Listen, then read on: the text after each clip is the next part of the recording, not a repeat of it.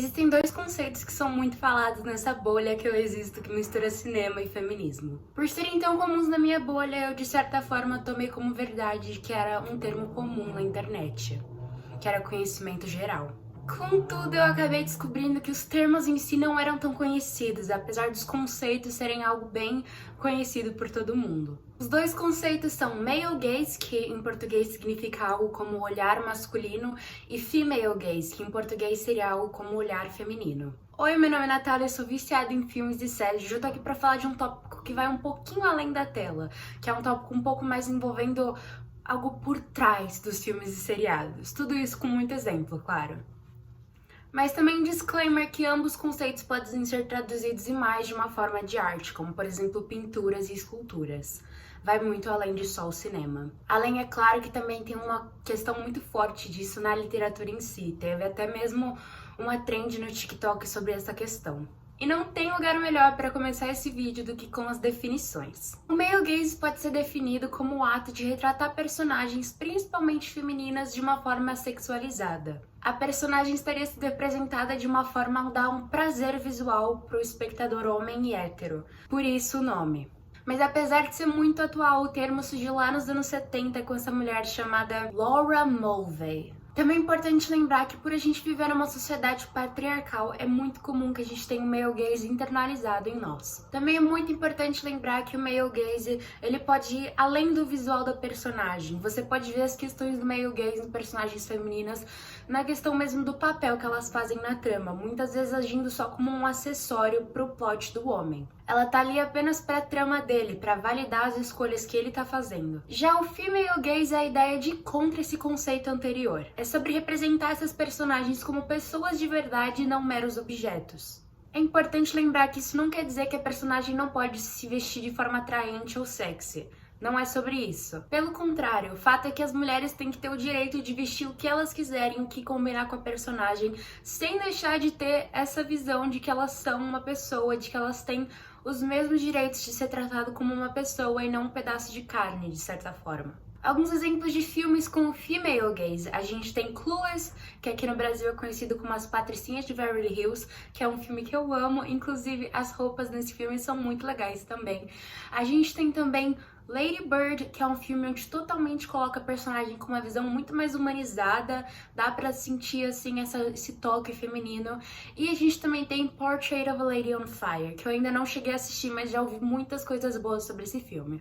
Mas é muito gritante a forma como uma personagem pode variar dependendo da visão do diretor. A Arlequina é uma personagem da DC que já participou de vários filmes do universo cinematográfico da DC, passando tanto por diretores homens quanto por diretoras mulheres. Por isso, ela é um ótimo exemplo de diferença entre o male gaze e o female gaze.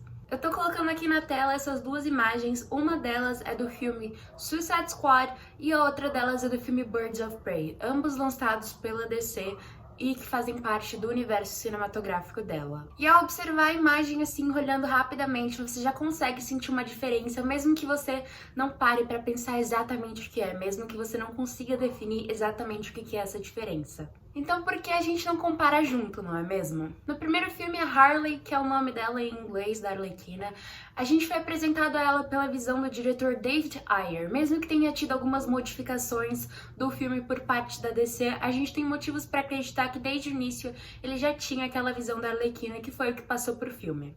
A personagem tá escrita com uma camiseta que tá escrito Daddy's Little Monster, o que basicamente traduz como a monstrinha do Daddy.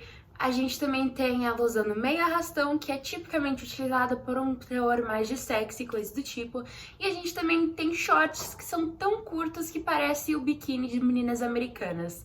E é claro que ela tá com uma bota com um salto alto gigantesco. Além disso, a caracterização também inclui tatuagens, incluindo uma delas que diz que ela é propriedade do Joker, que é o Coringa, e a gente também tem a questão de que ela tá usando Maria Chiquinhas com cabelo bem longo. O cabelo em si já seria toda uma outra conversa sobre a forma como a sociedade sexualiza meninas mais novas. Outro ponto a se trazer é a forma como claramente a atriz foi colocada com um sutiã com bojo para dar a noção de que ela tem peitos maiores.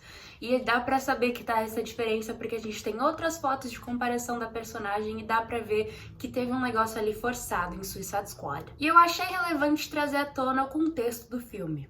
É um filme de ação com super-heróis, ou melhor, super-vilões, e eles estão tentando impedir o fim do mundo. O que inclui, obviamente, muita luta. E assim, a gente já pode começar com o fato de que a roupa da Harley é extremamente sexualizada. Mas não só isso, como também não faz sentido algum para o que ela vai fazer. Porque ela vai estar lutando e coisa assim, e não faz sentido nenhum ela estar usando essa roupa. Quem vai ir lutar usando um salto-agulha, amigo? Não rola. Porque assim, se tiver alguma mulher que escolheria essa opção, se tendo assim várias opções, ela vai especificamente escolher o salto-agulha, que atire a primeira pedra. Porque, nossa, eu ia ficar chocada se fosse a primeira opção de alguém. A prioridade no filme foi sobre ter esse visual agradável pro espectador homem hétero. Não foi sobre fazer sentido com a história. Tá entendendo sobre como é muito mais do que só o visual em si? É um negócio que você, de certa forma, desumaniza o personagem, porque você deixa aquela personagem completamente fora do contexto que ela é, porque ela não tá realmente ali pra fazer parte da história, ela tá ali pra ser agradável visualmente pra esse espectador homem que tem um interesse nela. Quer prova disso além da roupa? A forma como o filme é filmado. A gente tem closes na bunda dela, a gente tem um enquadramento muitas vezes ser feito com os peitos dela no meio do enquadramento ao invés da cara dela. E até mesmo a gente tem uma cena onde 100% eles estão indo de baixo pra cima ou de cima pra baixo, agora eu não lembro exatamente, mas eles estão indo devagarinho mostrando o corpo dela enquanto ela troca de roupa. Agora comparemos isso com a Arlequina do filme Birds of Prey, dirigido por Cathy Yan. Nesse filme ela usa múltiplos looks, mas por motivo de uma semelhança de componentes a Suicide Squad, eu resolvi falar sobre isso aqui, que vocês estão vendo na tela. A Harley tá usando um top esportivo, ou seja, cobre menos do que a camiseta dela em Suicide Squad. Além disso, ela usa um shorts também, mas dessa vez com um tamanho normal. Botas que também tem um salto, mas que tem uma superfície maior, que facilita um pouco, não é um salto agulha. Além disso, o cabelo dela tá mais curto, que traz um aspecto maior de escolha, praticidade e não tem aquele mesmo subtexto que o anterior tinha.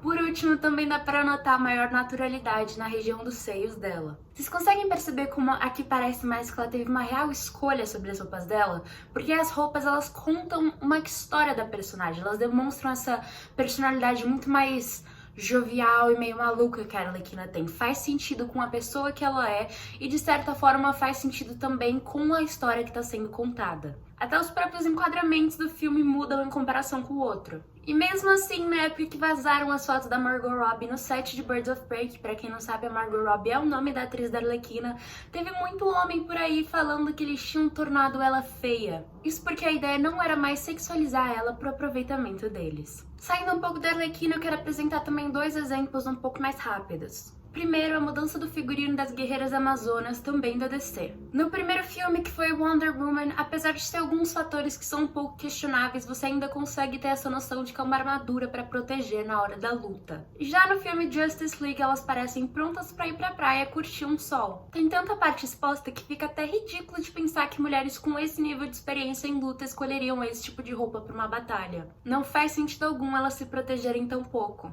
Novamente, o male gaze é priorizado ao invés do mínimo do sentido. E essa questão de armadura também é algo que a gente vê muito em videogames. Além disso, outro exemplo um pouco mais geral é também a armadura para personagens femininas que a gente pode ver em coisas medievais. E outro tipo de coisa que envolve esse tipo de roupa. Que elas têm esse peitoral que tem a marca do seio, tem o formato dos seios. Eu ouvi de uma pessoa que entende do assunto, que é a Jill Berup, e ela tem um canal aqui no YouTube onde ela fala sobre essas coisas de moda, mas não moda focado no sentido de, qual que é o novo casaco para usar no verão. É mais tipo, falando sobre um pouquinho da questão histórica e também um pouco sobre a questão da funcionalidade. Ela tem múltiplos vídeos falando sobre roupas de personagens femininas e a funcionalidade deles. Eu vou deixar alguns exemplos linkados aqui na descrição para quem tiver interesse. Mas é também importante falar que ela é americana, pelo que eu sei, então os vídeos são em inglês. Uma das peças em questão em um dos vídeos que ela fala é sobre essa coisa do peitoral na armadura. E claro que é importante, pelo menos, que tenha essa questão do peitoral de armadura, porque pelo menos dá uma certa proteção para a personagem. A questão aqui é algo que eu não teria percebido se eu não tivesse visto esse vídeo da Jill, porque é um male gaze um pouquinho mais escondido. A Jill, ela trouxe uma questão muito mais científica do fato e eu não vou me demorar muito nisso porque eu não entendo muito do assunto, então se você quiser saber mais, a Jill explica super bem explicado no vídeo dela, que de novo eu vou deixar aqui na descrição. Mas basicamente, o buraco que forma na armadura de peitoral, que fica entre o formato dos dois seios, é extremamente detrimental e pode ser muito assim ruim na hora da batalha e pode ser prejudicial à pessoa que tá usando aquela armadura. Quer ter todo um negócio de física e tal, e vibrações. Eu não sei explicar muito bem, a Dia explica muito melhor do que eu. Mas vamos lá, outro grande exemplo similar à Arlequina é a Viúva Negra. Dessa vez uma personagem da Marvel. Aqui a gente tem uma imagem dela em 2 filmes, The Avengers e Black Widow. No primeiro filme, The Avengers, e vamos ser sinceros, basicamente em todo o MCU, a Natasha é extremamente sexualizada. Tanto que no filme Iron Man 2, ela tem uma cena onde ela literalmente tá trocando de roupa e o personagem masculino tá assistindo ela. Nem mesmo a roupa dela tem o zíper fechado até o final. De forma geral, pro figurino dela, eles dificilmente fecham o zíper dela até o final. Já em Black Widow, ela finalmente teve o zíper dela fechado. Não faz nenhum sentido ela lutar com o zíper da roupa dela de heroína aberto. Mas além disso, a forma como ela é mostrada no filme também muda muito mais para um female gaze, com takes que não são tão sexualizados dela. As suas ações e enquadramentos são muito mais próximos do female gaze no filme em si, Black Widow. Um grande exemplo de male gaze com a Natasha é no filme Avengers Age of Ultron, onde, primeiro de tudo, literalmente a história dela é ser o interesse amoroso do Bruce Banner. A gente tem uma cena ridícula onde Bruce literalmente cai de cara nos peitos dela, o que, por sinal, é algo que esse diretor não aprendeu porque muita gente reclamou dessa cena e mesmo assim ele foi lá e refez ela em Justice League. Mas também é super detrimental o fato de que a gente tem uma cena onde a Natasha clama. Aliás, ela se compara a ser um monstro por conta da sua infertilidade. É extremamente ridícula a forma como ela foi tratada por tanto tempo nessa saga tão grande. Além da Scarlett Johansson e da Margot Robbie, a gente também tem atrizes como a Megan Fox, que são extremamente sexualizadas em praticamente todo o trabalho que ela faz. A Megan sofreu com isso de forma gigantesca em Transformers e até chegou a falar um pouco sobre depois. Essa objetificação do corpo feminino ele ultrapassa os limites do filme e é extremamente detrimental para as mulheres na vida real, tanto para as atrizes quanto para as mulheres do público. Algumas demonstrações desse impacto do olhar masculino no psicológico feminino que já foram estudados são baixa autoestima, solidão, distúrbios alimentares, depressão, ansiedade e automutilação. Todas essas coisas extremamente preocupantes. Outro aspecto importante do male gaze é que, apesar do que muita gente acha, ele não afeta só personagens femininas. Um exemplo disso também pode ser encontrado na Marvel, que a gente tem os personagens Loki e Thor. E eles ambos são irmãos no universo cinematográfico da Marvel, mas eles são vistos de forma muito diferente, eles são apresentados para o público de forma muito diferente. O Thor é seu típico homem musculoso e visto como muito másculo. Ele tem essas múltiplas características do male gaze e dessa visão do que os homens acham que eles devem ser e que os homens acham que as mulheres são atraídas por. A realidade é que o Thor tá ali fazendo aqueles momentos como sem camisa e coisa do tipo para agradar também o público homem e não realmente o público feminino. Então esse argumento de que os homens são tão sexualizados quanto as mulheres em filmes assim não funciona.